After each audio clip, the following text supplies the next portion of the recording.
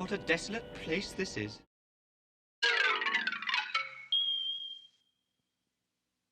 In the 1980 Wish book, kids were all looking into it, trying to find the latest Star Wars toys being available for The Empire Strikes Back. And there was one toy that really caught the kids' eyes back in 1980, and that was a Star Wars playset. But truth is, it wasn't really a Star Wars playset at all. What was it, you might ask? Well, a lot of kids thought it was Star Wars related, as it has Star Wars figures on the playset. But if you go back to the 1979 catalog, you'll notice that it's not Star Wars related at all, because it doesn't have Star Wars figures on the playset. The same playset with the same name was shown with Mego's Buck Rogers action figures. But in the 1980 Sears catalog wish book, this playset has Star Wars Empire figures on it. And most kids didn't really know the difference between licensed and unlicensed. They just knew this was a playset with Star Wars toys on it, unlike anything they have seen at TGNY, Sears, or wherever. So, a lot of kids probably assumed this was Star Wars related.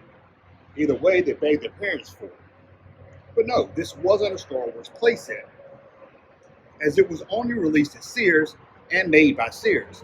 Now, there was probably a third-party company that made this, slapped the Sears name on it, but the only way to get this playset was in the Sears Wish book for $79, 1980. And it's a very nice playset. So let's take a look at it and talk about it. Now, this playset was made out of cardboard.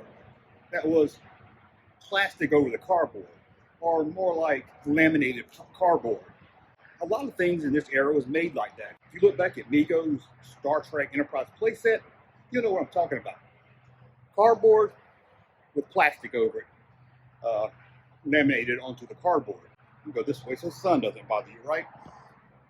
So this wasn't anything new. It was a cheap way to make playsets of its time.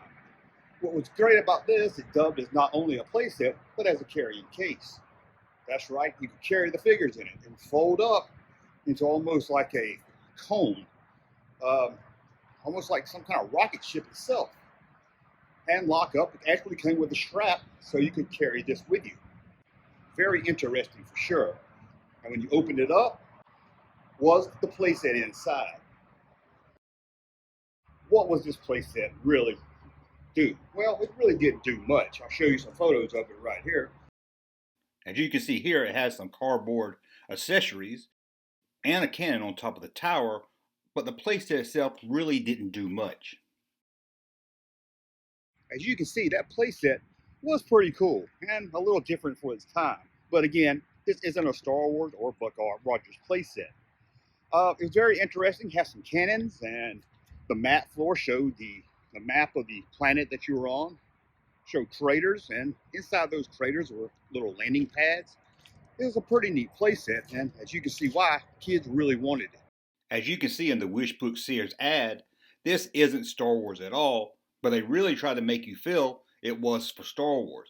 Parents who really didn't know anything about Star Wars might even assume this was made for Star Wars. It has the figures on the playset, and at the bottom of the ad, it shows the Star Wars figures that you can buy. So it's clear they were trying to cash in on some Star Wars sales. Now, I don't know any kids myself that had this playset. I just remember seeing it in the Wish book and wishing that I had it, and I knew exactly why they called it a Wish book when I saw it.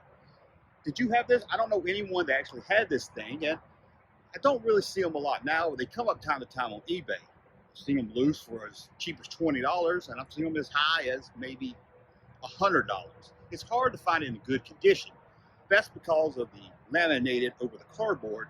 Over time, that cardboard will expand, causing that laminating plastic to start peeling around the edges. So it's hard to find one in mint condition, but they're out there, not too difficult to find if you look around for them. The box itself is pretty great. It has a great graphic of a kid playing with the playset, shows you what it looks like when it's closed, has the name printed on there very bold and clear, Star Fortress. A lot of time toys only sold through the Sears catalog just came in a generic brown box with hardly any graphics. So it's nice to see such a great looking box. So how good did this thing even sell? Well, it's hard to really say. It only ran in the catalog for 2 years, then it faded away. So if it was a huge seller, you'd think they would have kept it around, at least through the release of Return of the Jedi, to get some more sales for kids getting into the Jedi figures. And it's not something you normally run into when you're out toy hunting, toy shows, conventions, things like that. It's not something you run across very often. I'm not going to say it's rare and that it didn't sell good, but it didn't sell like, as they say, hotcakes. It sold mildly okay, and that's just a guess. I mean, if it sold as well the Star Wars stuff, I think we would have seen a lot more of it on eBay, a secondary market, and saw a lot more of it at toy shows and conventions. More people would even know about it. And although it's not an official Star Wars playset, I think it would look good in any Star Wars collection, especially if you have it on display. It has that goofy 70s toy vibe to it, which I have a great love for. If you have this set up in your Star Wars toy display, I think it'll fit right in and would be very eye-catching. But anyway, that's a look at the Star Wars playset that wasn't a Star Wars playset. Let me know in the comments below, did you have this playset? Did you know about this playset? Is this something, even if you didn't know about as a kid, you would have wanted to have? Looks pretty fun to me. Let me know about maybe some generic playsets you had as a child that maybe I forgot about. Really like to learn. I love when I learn about stuff I don't remember or didn't even know of as a kid. So, until the next video, let me move so the sun doesn't get in your eyes. So, until the next video, thumb up this one so I know you like my content, and subscribe to the channel. We'll be back very soon with a whole new video. Thank you, sir, for that unsolicited testimony.